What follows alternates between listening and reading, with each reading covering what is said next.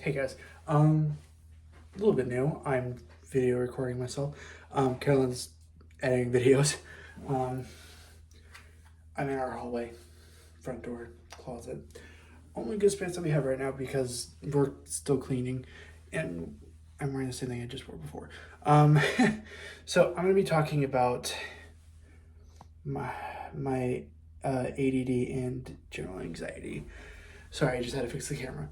Um, Thought I heard someone. So basically, I'm gonna give you a bit of backstory. It's gonna be brief. This is no hate to my family. I love them. We gotten really close over the years, um, and I really do love them a lot. Um, so kind of in the last video, I kind of said that my family, we never really were allowed to explain our emotions or show them or anything. Um, Kind of is also because my family grew up in a very German household. So my mom was in a farm growing up for a bit and then moved to the suburbs. My dad was in Iowa, lived on a farm. So he's been a farm town kind of kid for the longest time. And his dad, both my grandparents were in the military. So emotions were not really common to say for us, and it kind of went into how my family kind of raised us. Um, it's not the case anymore. They have gotten better. Um, we're still learning about it, and but I'm glad we're at least learning. So growing up, we had a very strict, like, hey, if you're gonna be emotional, go somewhere else. Be emotional, come back like nothing happened. So that's kind of how it was.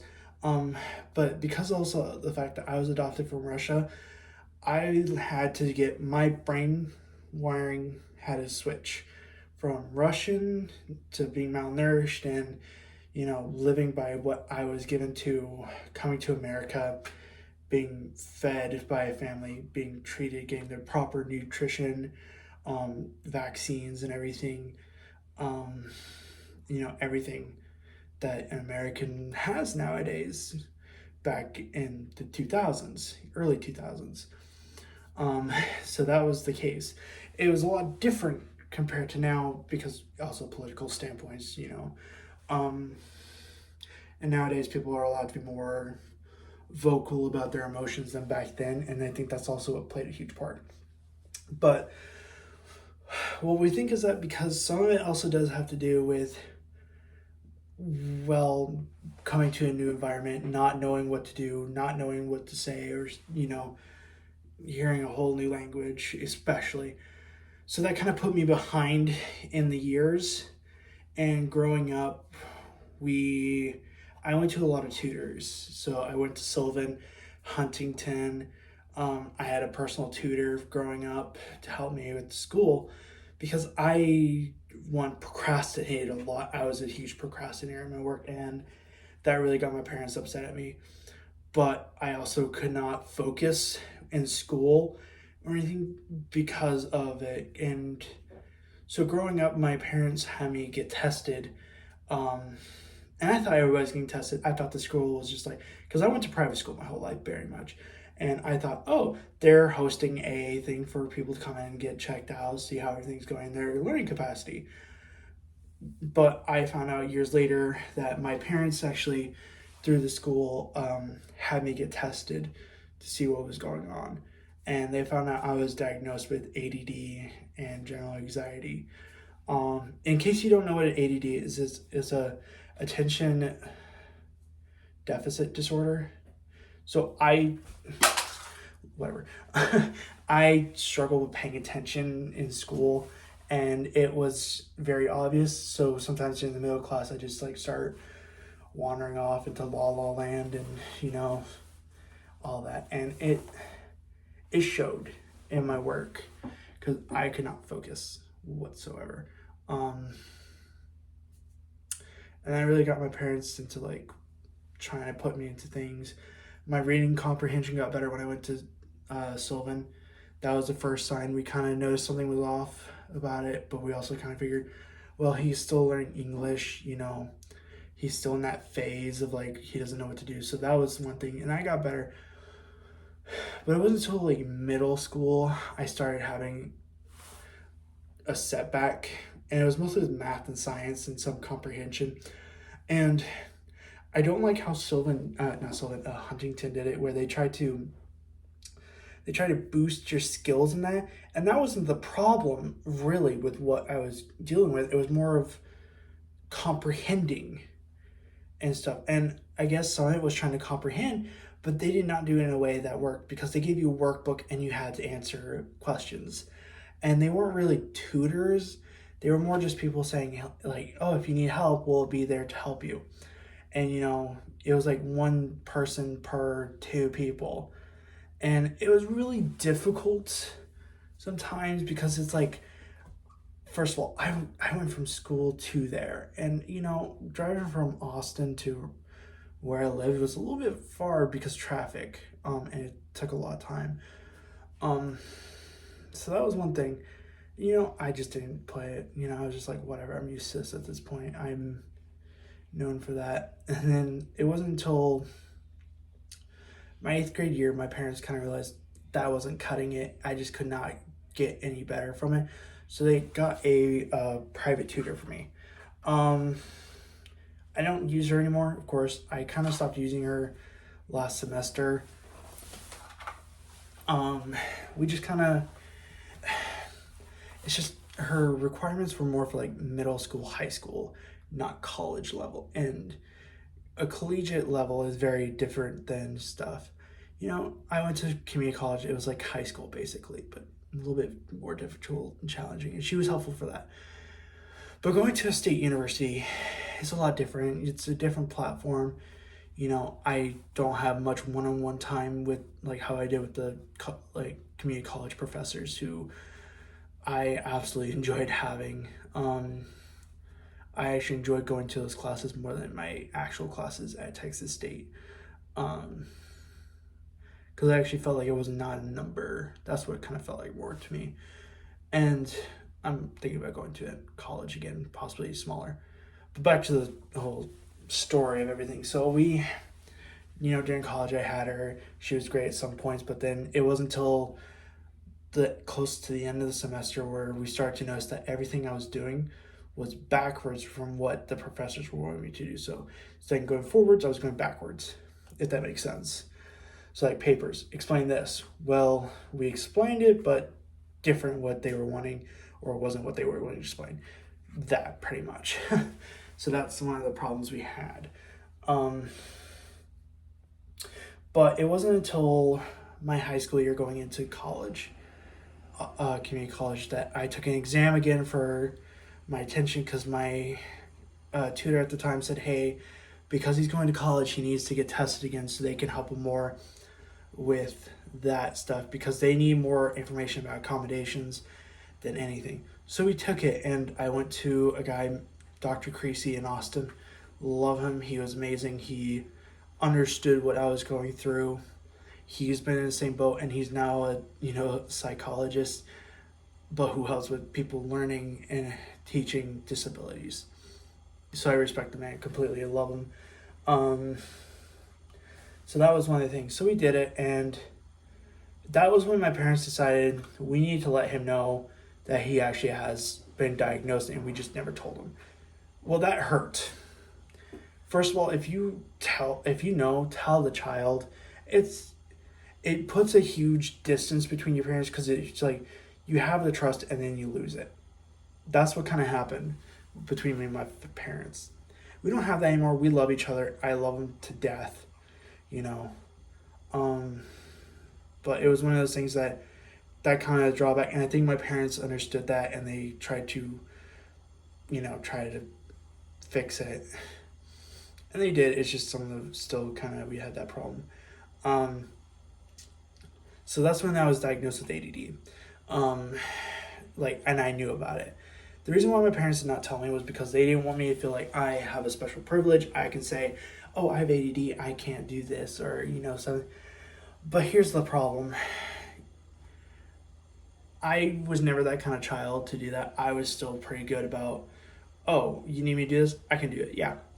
But I think it would have been nice for me to know, because then I should have known what my limits were. And I think the problem was that my parents were trying to push those limits more and more. And I knew where my limits were, and I just had so many breakdowns as a kid. I was always crying. And being at school and you're crying in the middle of a class because you can't do it, and what really bothered me was when I was younger, I would hit my head saying stupid, stupid, stupid. And that really, I think, put my teachers in a position of like, oh, we need to figure out what to do. So that's one thing. um, it really hurt in a way, just feeling that. Because I thought, I was different than everybody and I was messed up. Why am I bothered? um, so there's that.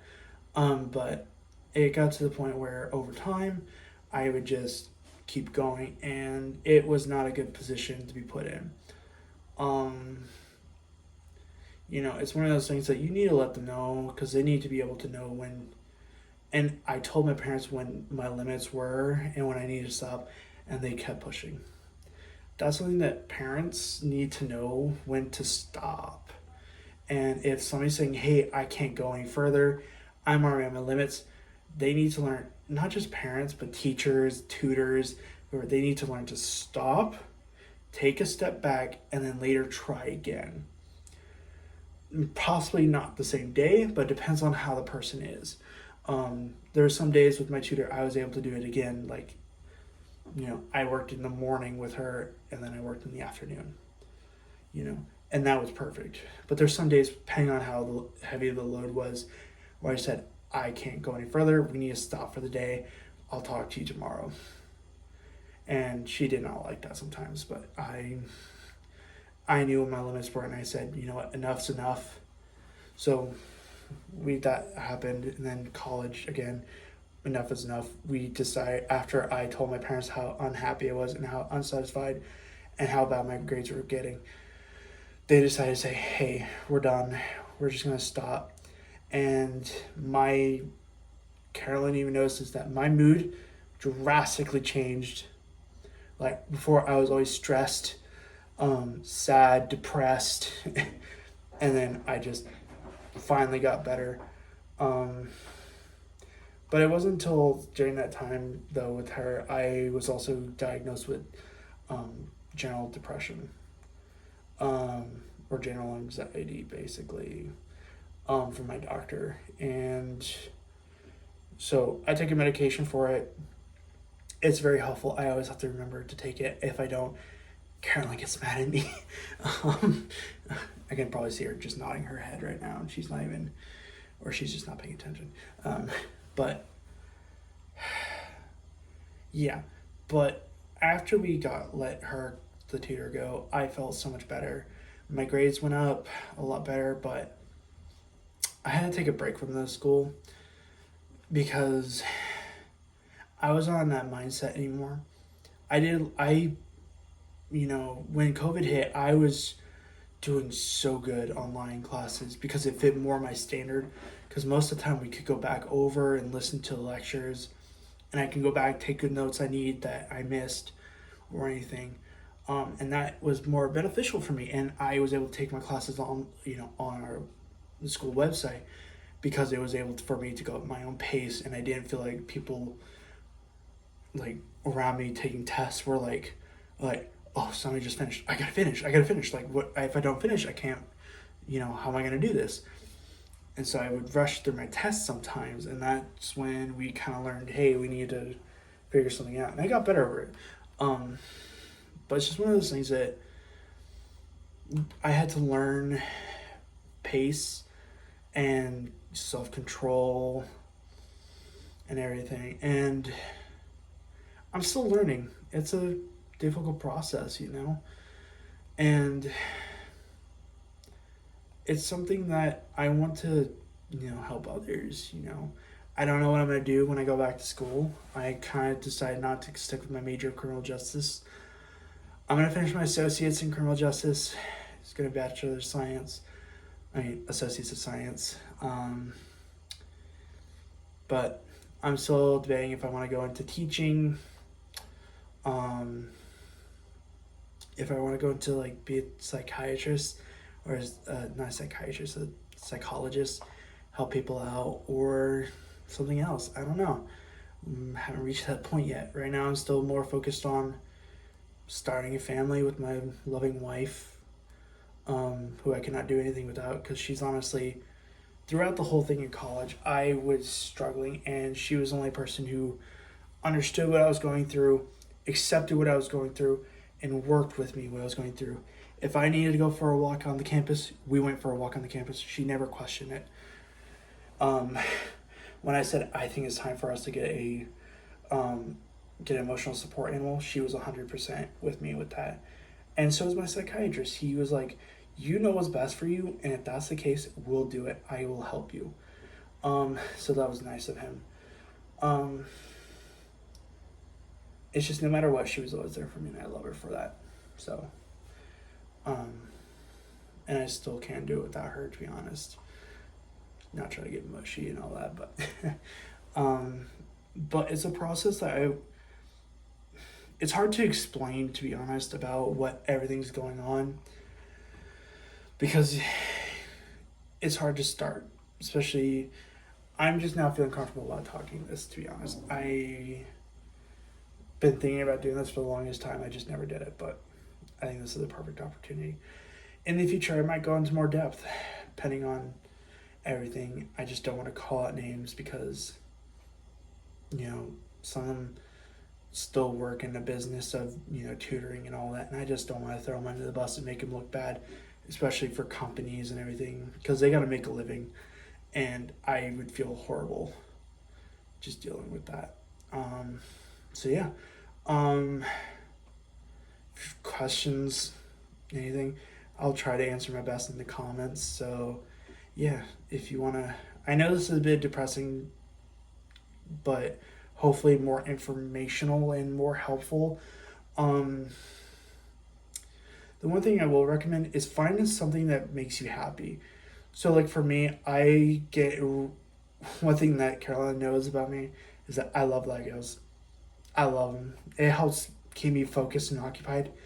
That, for some reason, one thing that I will focus on and be able to focus forever.